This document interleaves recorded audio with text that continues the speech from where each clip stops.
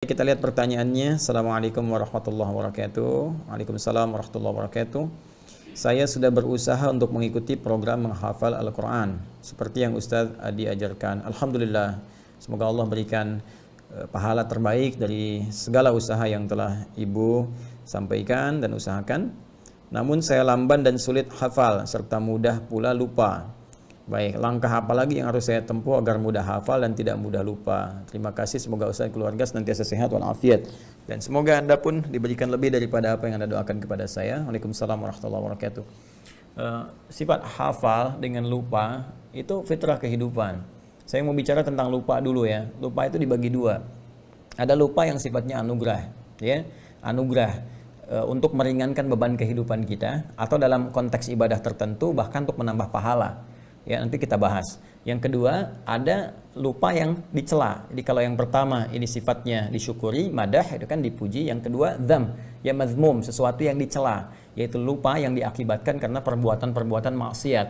Ya ingat, perbuatan maksiat itu akan berdampak pada, mohon izin sekali, jauhnya hubungan kita dengan Allah atau melupakannya pada nilai-nilai kebaikan. Ya karena itu orang-orang yang bermaksiat itu, mohon maaf, seringkali lupa waktu sholat. Orang-orang yang penuh banyak maksiat lupa untuk baca Al-Quran. Sehingga dari sifat lupa ini jadi jauh dari sholat, jauh dari Al-Quran, jauh dari nilai-nilai kebaikan menurut syariat Islam dan sebagainya. Nah, ini yang dibawa dari maksiat. Ya. Kemudian ada lupa yang dipuji yang pertama tadi. Lupa yang dipuji ini terbagi pada dua bagian. Pertama, takhfiful haya, untuk meringankan aspek kehidupan. Jadi misalnya kalau kita diberikan oleh Allah sifat lupa dalam beberapa hal yang kiranya bisa meringankan beban kita, maka itu harus disyukuri. Ya, kita bersyukur. Bayangkan kalau semua manusia ingat terus, wah barangkali, mohon maaf itu ya, bisa jadi terganggu nanti jalan pikirannya. Jadi kena penyakit tertentu yang memberikan beban berat. Anda ingat dari mulai lahir sampai sekarang, ingat semua kejadian, gak bisa tidur Anda. Ya, berat bebannya. Karena itu beberapa bagian tertentu diberikan anugerah lupa oleh Allah Subhanahu wa taala untuk memberikan keringanan dalam kehidupan kita. Dan sifat lupa ini Masya Allah dalam beberapa hal kadang-kadang disimpan di bagian terdalam di memori kita. Nanti saat dibutuhkan, nah beberapa perjuangan-perjuangan kita itu bisa muncul kembali. Kadang diingatkan oleh sebuah kejadian atau yang lainnya dan hikmah-hikmah tertentu. Ya, lupa dalam bahasa Arab disebut dengan nisyan. Bahkan ada keterangan dari Ibnu Abbas radhiyallahu taala anhuma yang dikutip oleh Ibnu Manzur dalam kitabnya Lisanul Arab ketika menerangkan tentang nama manusia insan. Ya, summiyal insanu insanan li'annahu 'indama uhida ilaihi fanasiya. Nah, itu keterangan Ibnu Abbas radhiyallahu taala anhuma yang dikutip oleh Ibnu Manzur dalam kitabnya Lisanul Arab. Ya, kata Ibnu Abbas radhiyallahu taala anhuma, summiyal insanu insanan, insan, manusia diberi nama dengan insan, ya, li'annahu 'indama uhida ilaihi fanasiya. Itu seakar dengan kata nisyan. Ya, nisyan yaitu lupa, dari akar katanya nasia. Kenapa? Karena manusia itu ketika berkomitmen dengan Allah itu seringkali ada sifat lupanya. Ya, ada sifat lupanya. Ya, itu karena itulah diberi nama dengan insan, ada korelasi dengan nisyan, ya kan? Nasia itu lupa, saya lupa, nasi itu. Kita lupa, nasina. Maka dalam konteks kehidupan kita berdoa, Rabbana la tu'akhidna in nasina au akhtana. Ini jenis lupa yang pertama. Ya Allah, jangan biarkan kami ya Allah ketika kami lupa itu kami berbuat salah gitu. Dengan lupa kami salah. Nah, itu konteks yang tadi saya sampaikan dalam keterangan saya yang pertama. Ada lupa yang cenderung mengarah kepada maksiat. Ada lupa yang sifatnya anugerah yang tadi saya sampaikan, ya, untuk meringankan beban kehidupan. Atau yang kedua, menambah nilai pahala dalam konteks ibadah tertentu. Contohnya apa? Al-Quran. Ya, jadi ada kondisi tertentu yang orang ini nggak maksiat, ikhtiarnya banyak sekali, bahkan dia tahajud juga, dia puasa juga, dia meninggalkan maksiat. Tapi ketika menghafal Quran, kok kayaknya susah gitu. Ya, dalam tanda petik ya, padahal Allah katakan nggak ada yang susah. Tapi qadar Allah ditetapkan oleh Allah bagi orang ini misalnya nggak secepat yang lain. Orang lain misalnya dalam 10 menit hafal 1 halaman, orang ini sudah 1 jam belum hafal. Bahkan 10 jam masih terlambat-lambat. Ya, ada yang pindah lupa sebelumnya misalnya kan.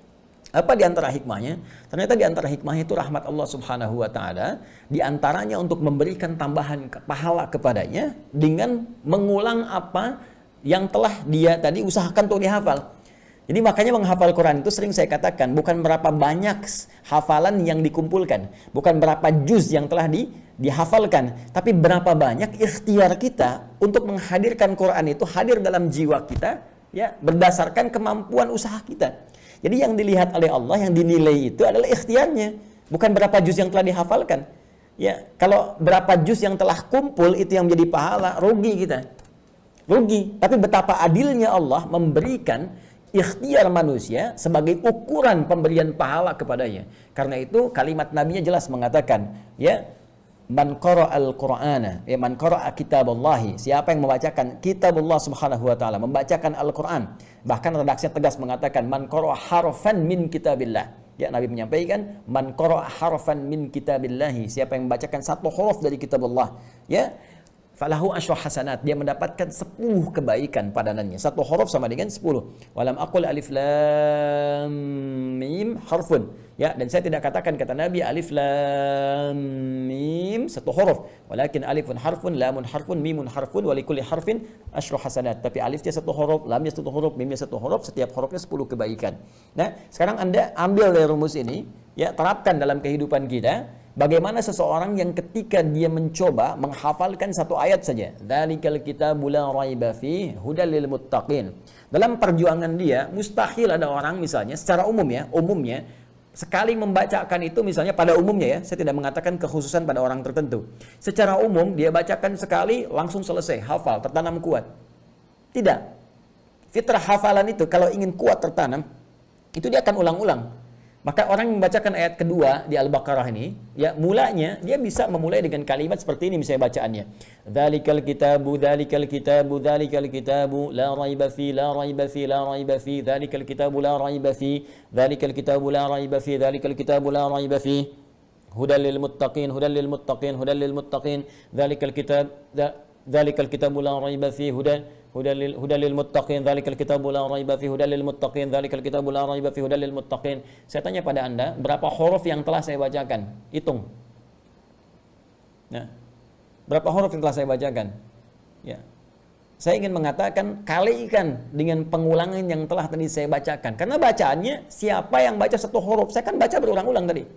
Mengulang itu kan membaca lagi. Jadi ada orang yang diinginkan oleh Allah Subhanahu wa taala melimpah dulu pahala kepadanya. Kata Allah, urusan hafal Quran nanti gampang, ya. Bagi Allah itu mudah, begitu dimudahkan menghafal semudah-mudahnya. Mungkin sekarang berjuang 1 bulan, 2 bulan sulit, tiba-tiba bisa terjadi dalam sebulan berikutnya bisa 30 juz hafal. Kalau Allah berkehendak untuk memudahkan. Ya, tapi ada sesuatu hikmah yang besar yang Allah ingin anugerahkan. Ya, kadang-kadang limpahkan dulu pahalanya. Bukankah semakin banyak pahala, semakin peluang mendapat rahmat Allah itu tinggi, paling minimal nutup dosa. Ya kan? Dosa dengan pahala kan rumusnya seperti itu formulasinya. Pahala yang ada menutup dosa yang telah dikumpulkan dari maksiat. Jadi ketika ada pahala 10, dosanya 9, maka ditutup nih. Pahala tinggal 1 lagi. Jadi kalau berbuat dosa lagi seimbang. Ya, karena itu ada rumus cepat yang cerdas dalam beramal adalah kumpulkan amalan-amalan, kerjakan amalan-amalan yang sekiranya mudah dilakukan tapi pahalanya banyak. Itu rumus ekonomi kan, modal sekecil-kecilnya keuntungan banyak gitu kan. Baca Al-Quran itu diantaranya. Baca Al-Quran diantaranya. Begitu Anda bacakan Al-Fatihah aja. Ya, Al-Fatihah kan 7 ayat. Kalikan berapa huruf? Ya, 17 kali baca dalam sehari. Itu berapa pahala dikumpulkan? Kalikan 10 lagi. Paling minimal. Nah, jadi ketika Anda menghafalkan Al-Quran, berita baiknya adalah pahami dulu rumusnya. Saya sering katakan dari awal sejak kita mengaji, kalau kita paham rumusnya, semua kita syukuri. Ya, maka rumus cepatnya sekali lagi, ingat Allah melihat pada prosesnya, pada ikhtiarnya, bukan berapa banyak yang telah kita hafalkan. Ya, nanti setelah itu terjadi, Allah berikan kemudahan kepada kita semua. Walladzi yatata'ta wa huwa syaqqun 'alaihi falahu ajran. Ya, siapa yang berusaha semaksimal mungkin, tidak pernah putus asa, dia berusaha walaupun terbata-bata mulai menghafalkannya, mengucapkan hurufnya misalnya, maka diberikan 2 pahala, 2 kali lipat bahkan, Allahu Akbar, 2 kali lipat.